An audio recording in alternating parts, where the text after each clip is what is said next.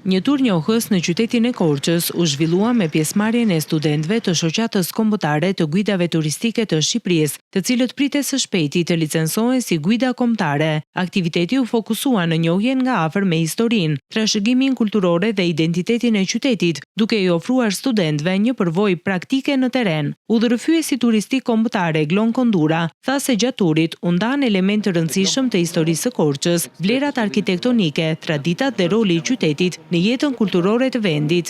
Korça, siç e dim, është një qytet që nuk është thjesht një përvojë, është një ndjenjë. Korça është një destinacion që flet vetë. Në Korçë flet çdo hap që ti hedh. Në turin e qytetit që ne zakonisht bëjmë, e fillojmë nga xhamia e Ilyasbej Miraorit, e cila presupozohet të jetë dhe objekti I parë I fillimeve urbane të Korçës.